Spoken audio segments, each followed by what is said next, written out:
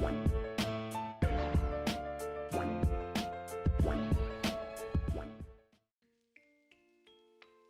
is up, everybody? Welcome back to Blerd Out. One Piece is out, 1147 has dropped, so you know we're going to talk about that. We got a little bit of seasonals to talk about as well, and that's really all. Not a whole lot else has been happening. It's been a pretty chill, kind of slow release for manga and anime. Nothing crazy is going on. There's not like a lot of new One Piece news or things like that. So we're going to get into it, we're going to talk about it, and we're going to get up out of here. Of course, if you have not caught up to the latest chapters or episodes, please know that there will be spoilers ahead. Spoilers. So, One Piece is on the cover of Jump yet again. You know we gotta do it. One Piece is always here. It looks like basically everyone's playing video games. And it's cool because I think what's happening is everyone's playing video games in their specific like era or arc that they're in. So for Luffy, he's playing video games, but he's using like an egghead type controller. He's the egghead fit, but like his sprite is a bit more classic, and it might not even be like Luffy himself, but a version of Luffy. But in general, it's cool because it's the art of the mangakas plus like an 8-bit version of those characters. So that's really cool. For the cover story, of course, we're still in the pilgrimage. Yamato has met up with Raizo, who is the daimyo of Udon. And so he's expressing his gratitude. They're eating food. Tama's happy. I see some things going on in the background that I'm very curious about. Because I see someone holding up one of the Who's Who masks. And it looks like they're angry and they're yelling at someone. Now, the rest is kind of hard to tell. It almost looks like that person has like page one's hat, but I don't think that's page one. But something's going on back there related to Who's Who. It also looks like I see horns of what would be similar to like a dragon. They look almost like the dragons of the Eastern Dragon style horns. Again, not really sure what's going on back there. It's very obscure, but there is something going on in the background. Now we get into the chapter itself, and it looks like we're in a little bit of a flashback with Saul here. So Saul is talking to Robin and Chopper, basically telling them to hide because this is a God's Night. And he says he's seen him before. So the God's Knights have been around for a long time, which we know for like God Valley and all that stuff. So the God's Knights are ancient things. Summer's been here for a minute. Even as far as back as 20 years ago, we've had Summers. And I don't remember if Summers was at God's Valley. I think we're just now seeing him here in Elbaf, but he most likely would have been a God's Knight, I think, that far back. Because God's Valley was about 40 years ago now? 40, 37-ish, somewhere in that time zone. And we know Saul hasn't been a Vice Admiral in 20 years. So it's like, there's pretty good reason to believe that he was a God's Knight during God's Valley. But that's neither here nor there. He recognizes him. He's like, okay, he's a big deal. He's immortal. That confirms that the God's Knights themselves have that same immortality that Imu does. And I mean, we figured that because we saw what happened to Gunko, but the fact that he mentions it with Summers as well means that it must be a thing that all God's Knights have. So all God's Knights, regardless of their saints, regardless of what level of God's Knight they are, if they're a captain, if they're just following orders, they have that immortality. So I'm guessing there's some kind of contract going on with Imu where it's like, once you become a God Knight, once you become a Gorosei, once you swear your allegiance to Imu, you get this power, but that also gives Imu governance over your life. As we saw with Garcia, when Imu wants to take away that power, you just die. And that's probably a result of immortality where it's like, okay, maybe you got this power when you were 20 and then 200 years pass. When you lose the immortality, your body ages 20 years, so you're probably just going to die. I'm guessing it's something very similar to that. Of course, we're going to have to see it in actual display at some point, but that's my guess as to how that power works. Now, Summers mentions that there were two survivors of Ohara because he's mentioning Robin, who he doesn't know who is here right now, but he's mentioning Robin in general, and Saul. And he's like, the Marines sure dropped the ball, which I think is a sentiment that we don't hear enough, which is that the Marines are constantly failing at basically cleaning things up, finishing the job, all that, this and there. Now, one of the things I want to kind of question is, I guess, why Summers isn't able to sense Robin and Chopper. in the idea of hockey, I would think that someone of a God's Knights level would have some pretty good hockey. Now, you could argue that because Robin and Chopper are basically hiding, they're being silent, they're not moving, they don't have any ill intent at this moment, that Summers can't really sense anything. Maybe that's not where his observation hockey lies. It just seems a little weird in this day and age where we have like strong people that can sense pretty much anything. And like they start shuffling in Saul's hair and Summers notices it, but he's quickly distracted by the rest of the God's Knights pulling up. Well, not rest, it's just Gunko and then Killingham's on the radio. But Gunko pulls up and she's got the entire half of the Straw Hat crew. She's got Jinbei, Brook, Usopp, Nami. She pulls up with all of them, and even Killingham's like, what are you doing? Why would you bring those here? We don't want to start a fight with Straw Hat Luffy. And I like this. I like this because we got to put respect on the name. Because even Summers says that he doesn't want to fight an emperor right now. So that is respect on an emperor's name, that even God's Knights, even someone who presumably is as high as Summers, does not want to fight an emperor. And I'm not saying that they're definitively like weaker or they don't stand a chance. I mean, I do think they are weaker than emperors in general, but it goes to say that the emperors are not someone to be messed with. Whenever we think about why, Kaido wasn't stopped, whenever Big Mom wasn't stopped, it's because these emperors are not ones you just square up with. They have 3 God's Knights here, and they're still saying, yeah, we don't want that problem. And I think we have to acknowledge that. I do like that as the squad kind of relents on the situation, Nami points out that they have Jinbei here, but they still got mopped up. I think that's really funny because a lot of people have Jinbei as like part of the monster trio, or at least in that general area. But even here, Jinbei's basically just getting jobbed. Because Nami's like, bruh, we had Jinbei. How do we get caught? And Jinbei's just like, nah, shut up. I don't know how to work with this ability. He just sounds like someone's old grandpa. Basically, I don't understand these abilities. And Brook starts... So, Brook is making very interesting comments this chapter. Because he initially says, that woman known couldn't be. And they reference her as a zombie lady. So, first off, my brain went to Thriller Bark. And the only person I remember being prominent at Thriller Bark that wasn't Lola was Sindri. And I don't think this is Sindri because, no, we know who Sindri is. We saw her soul go back to, or we saw her shadow go back to the person. It was a maid who was doing plates and stuff. We saw that soul go back. So it's definitely not Sindri. But obviously Thriller Bark ties to Brook, things like that. But I'm also wondering if Brook maybe saw her at one of his concerts and just recognized her. Because to some degree, he recognized Gunko. I also like that we're going the route of she wants to basically enslave him and not be his, mushy #1 fan. A lot of the speculation was that Gunko wasn't going to be able to do anything to Brook because she loves him too much, loves his music too much. Turns out she does love his music, but she loves it in a way where she wants to kidnap him and basically make him her song slave, which I think is fair enough. So it doesn't put us in that weird scenario where she's holding back. She clearly fought them. She clearly won easily. And she's not afraid of hurting Brook because we see later on in the chapter, she ends up kicking him in the face. So she's not worried about that at all. We don't have to be worried about that at all.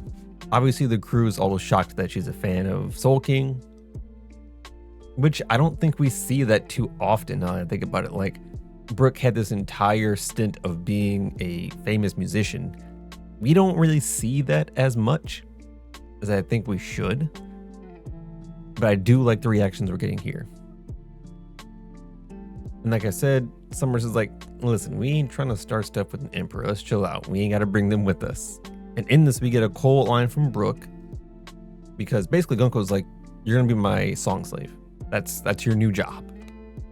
And Brook's like, nah, I swore loyalty to Luffy, so I can't do it to anybody else. And Gunko presents the idea that refusing could mean the end of his life.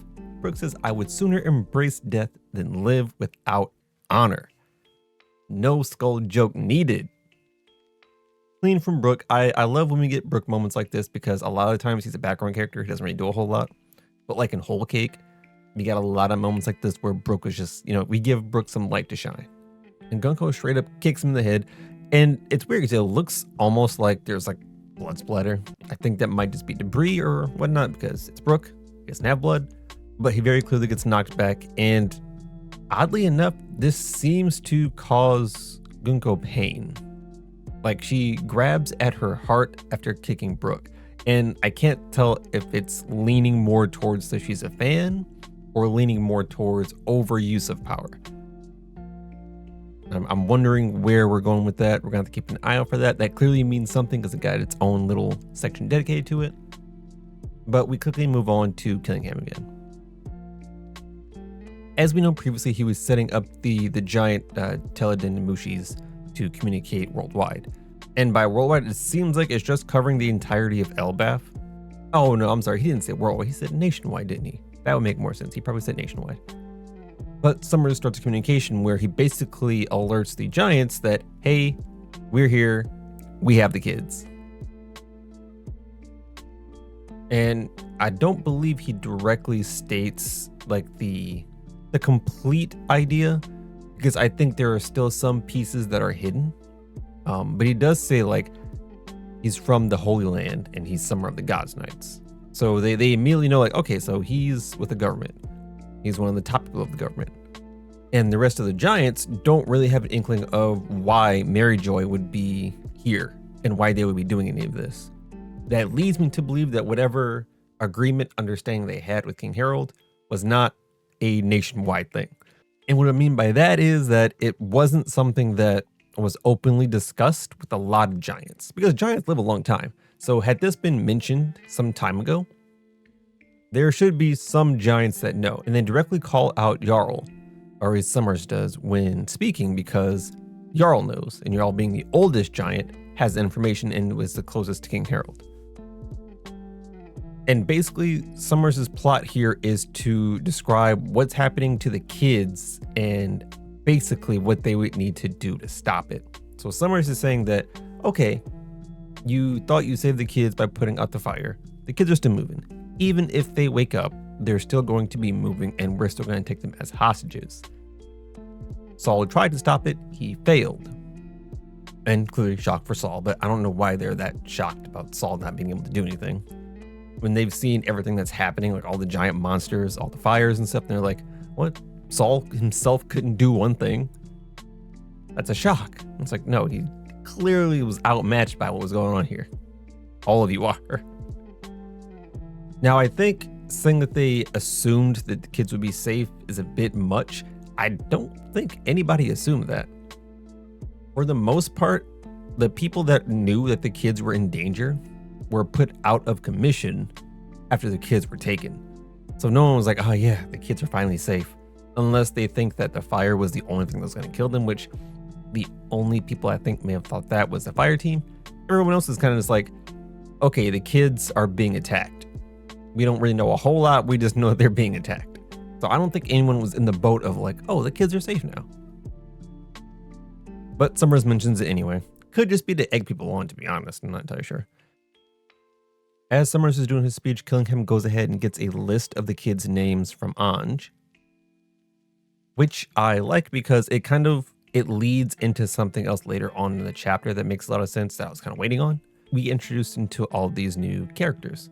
And after we get the names, we actually cut to the kids and we kind of get a glimpse of their different personalities, which I like more than I thought I would, because initially I kind of saw the kids as tertiary characters. Like they weren't super important. Obviously they have some plot relevance, but not major plot relevance.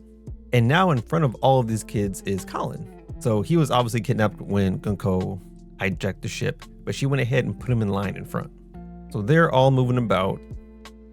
Now, Colin mentions that, he's a warrior, since he is the only one of the kids that actually feels like scrapping.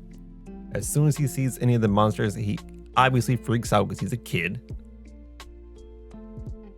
And that means basically nothing. Like, he's not a super brave person. He has a little bit of Usopp energy, I'm not gonna lie. But I don't think he's as bad as Usopp. And also he's a kid, so. And now we cut to the giant warrior pirate chiefs. We got Dorian Broggy, and then we get the rest of the giant squad. still fighting a bunch of the monsters. So it seems like a bunch of them got made. Like initially I thought there was just like one per kid. Like every kid's sphere, they made one of that. So like there would be like 10 or so. It just seems like they keep coming. So maybe like they replicate themselves, or like just a bunch got made, because there's still a bunch like surrounding them. And what's funny is that they're now being attacked by the moms. And the moms look, honestly, the moms look like the sickest ones of all, like the dream phantoms. You have one of the moms like underneath the ship that looks like Big Mom with her flame hair, and she's tearing apart like different parts of the ship. And then you have another one who's actually on the ship. She's got a ladle in hand. She also has like the fire. And it's weird because she looks almost like she has the Lunarian fire. It's a lot different than how the other one with like the flaming hair looks. It looks like she has like the flame on technique going on behind her. But they're going ham on this ship. And the giants are like, we don't want, because some of these look like their wives and mothers. They're like, what do we do here? We can't just punch them in the face. That's moms. And so their ship ends up getting taken down. I don't know what they were going to do anyway if they got there. So I don't think that's a big deal. I didn't have a lot of faith in the giants anyway. So they crash off to the side. And someone's just like, yeah, they just crashed. They're over there. And everyone's like, oh no, don't worry, Broggy. And again, it's like, what are they expecting? Like, you've got a couple people or a couple giants fighting this mass army of dream phantoms.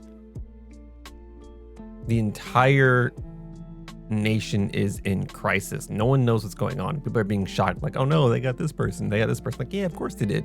No one knows what's going on. Everyone's shocked. Everyone is discombobulated. And this is why Summers reaches out to Jarl. And he's like, Jarl, it's time for you to make a choice. Basically, we ain't with peaceful Elbath. We wanted warriors.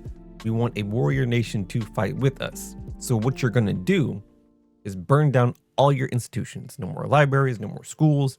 We want y'all battle ready for us when the big fight happens. And he's basically like, either you do that or all the kids die. And then he goes on to name each one of the kids, because Anj go ahead and got the name set up. So we go through all the kids, and obviously some of these kids are going to be the kids of characters that we've already seen. So like other giants. We know that Ilva was mentioned a while ago, and Jarl was like, yeah, that's my great-great-granddaughter. So we already knew that. We have some other kids that are introduced that, we get some other mentions of like, oh yeah, that's my kid, that's my grandkid. But what I like about this is that when we go through each of the names, we get a little glimpse of how that kid acts. And I like how each of the different kids has like a very unique personality. I think that's a really nice touch outside of just naming off the kids and having them be like one shots. It's like, yeah, you're a name. Each of the kids has their own type of personality. I think the kids may end up being a bit more important further down the road. I would like that actually, if they were introduced more than just like basically plot devices. Especially Rona, because Rona just seems too happy. Like Rona's just like, yeah, it's all good. Everything's gonna work out. And she has like this huge smile, and like she has like 2 little teeth. She's just adorable. I need more of her and her happy attitude. I also like Scotty. Scotty seems cool. He gives me like Eustace Kid energy, which is weird but also fitting, I think. I don't know. He seems like he's gonna be more important than maybe some of the other ones. Also noted, it seems like some of these kids have horns. I can't tell. It looks like Olaf might have like a helmet that has horns. Scotty might have actual horns. I think Joanna might also have horns. So some of these kids may be direct ancient giant descendants. I would love to see more about that. Give me more of that. And of course, Bjorn, just terrified. He reminds me of I can't remember his name. Naval Laser from My Hero for some reason. He gives me that kind of energy. But yeah, they have all these kids round up. They're still leading them out. They're basically going to take them as hostages. And obviously, once they see that Colin is part of that group now, and he's at the front, that gets the attention of Ripley and Scopper. Initially, Scopper is like, hey, I know that name. That's our son. And he's like super nonchalant about it.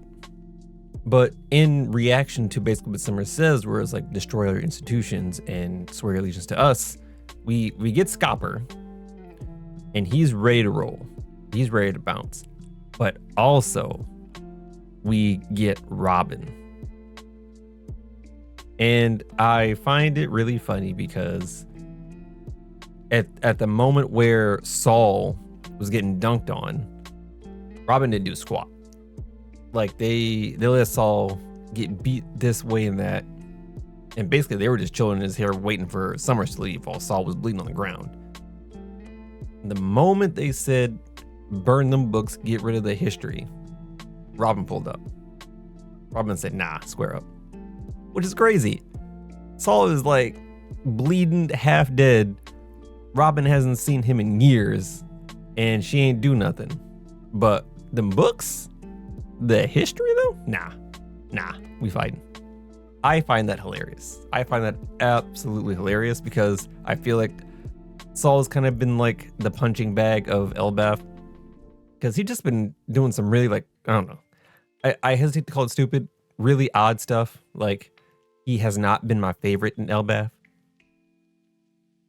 despite this being his arc to be back. So this tickled me a little bit. I loved it. But also they kind of mention it as a duo. So I'm wondering what's going to happen within these next few chapters. It seems like we're getting a Scopper Robin team up. And that would be the most likely case because based on the map we get of like where everybody is, Gunko and Summers are behind the kids.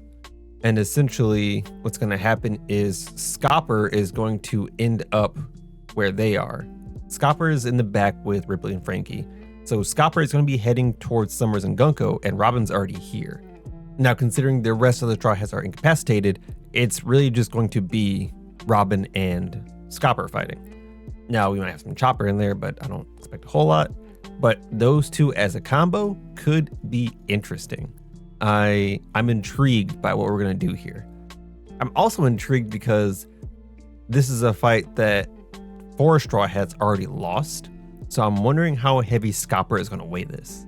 But that's the end of the chapter. We don't appear to have a break, so we're popping on next week. But that was fun. That was a funny chapter to me. I don't know if it was meant to be funny, if it was intentionally funny. Like as I was reading this chapter to myself, I laughed out a lot because some of the stuff was just, it's funny in a unique One Piece way. And it makes chapters like these really enjoyable because I would say action-wise, not a whole lot happened. Even story-wise and like lore-wise, not a whole lot happened. This is like the most basic of setups, but it was funny. It was enjoyable. So I liked it a lot. Like I said, I'm expecting these two to do something together in the next chapter. I want to see how far Robin can go with this. Are we getting Demon Fleur? Are we getting some kind of Hockey Bloom? What are we getting from Robin? Also, if it turns out that this is like Robin's arc and not Usopp's arc, people are going to be livid. And I'm kind of here for it. Just for the chaos. Seems like it'd be fun. But let's talk about seasons for a little bit and wrap this up. Kowloon Generic Romance is still my top one. I think that one's going to be this the top one. I don't think we're beating that. I'm having so much fun with that. I initially was like, maybe I should react to this one and put it on the main channel. But I don't know. I kind of just like sitting back and watching it. So I think I'm gonna talk about it on here. I'm not gonna do the reaction side of things. I just want to kind of like enjoy it.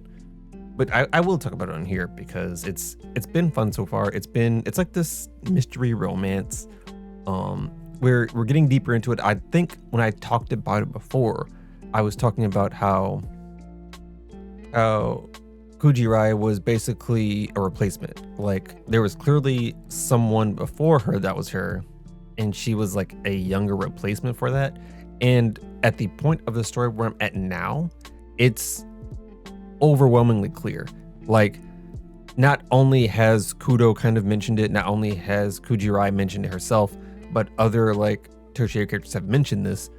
She's not the same Kujirai that everyone else knows. So they're all aware that she's different, but it's like they've just kind of been living with her.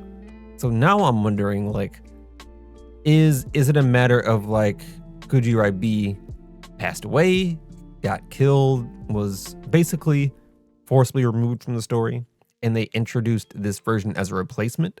Or was it a matter of like it was something intentional where Kujirai basically intentionally underwent something that refreshed her, more or less? Because Kujirai obviously has feelings for Kudo. Kudo has feelings for Kujirai B, who is the old version of Kujirai. And he doesn't really think he has the same feelings for Kujirai A or the current Kujirai. What I'm imagining is that he will kind of grow into those feelings. I think he's going to be able to see, okay, I clearly had feelings for B, but also I think I can have feelings for A. Right now, I think he can't see A without seeing B, and that's why he's like, you're not the same. I can't do this. But what's also interesting is that there are other characters who seem almost oblivious to this. Like their boss, like Kudo and Kujirai's boss, doesn't seem affected at all by whatever replacement has happened.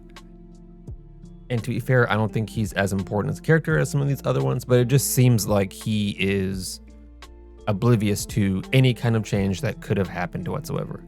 Almost as if he doesn't know that there's two different versions, but I feel like he has to. I feel like everyone else knows. I feel like he has to know as well. As far as some of the other seasonals, I'm trying to finish up Moonrise. I'm probably more than halfway through it. I thought I'd be like zipping through it, but I've been trying to like piecemeal some other anime in there, kind of just give everybody a chance.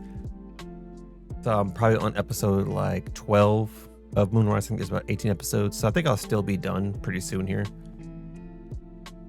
And Moonrise is popping off. We just got to a really interesting part. I think we just discovered that Mary has some stuff going on with her, which I kind of figured. Honestly, ever since they introduced Mary as a character, I felt like she was just a separate entity. I don't know if it's the way they recorded her voice or how they mixed it. It sounds like she exists almost outside of the anime.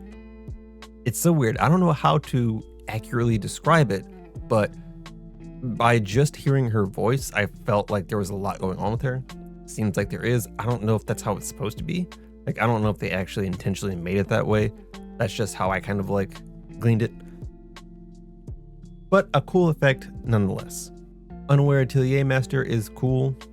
I don't know if I had started before, but Old Country Bumpkin 2 Sword Master, I'm liking that one too. That one seems dope. I think we're 3 episodes in that. Another one of the more generic anime that I kind of just like, watch on the back end. I just chill and watch that when I got some free time. I gotta watch more of Witch Watch, and I gotta watch more of what was that? Upon a Witch's Death. So I got a few more that I gotta put back into the cycle. I think I'm figuring out which ones I'm gonna stick with, which ones might fall, and I'll probably know mid-season which ones aren't gonna make the full cut. We'll see. But like I said, there's not a whole lot going on this week, so it's probably gonna wrap it up here. If you're enjoying some seasonals, if you like the chapter, don't forget to let me know in the comments below. If you like, comment, subscribe, appreciate you listening. Also, if you haven't seen it already, check out the Sanju video I dropped on the main channel. If you're not subscribed over there either, be sure to do so. Appreciate you listening. I'll catch you in the next one. Peace.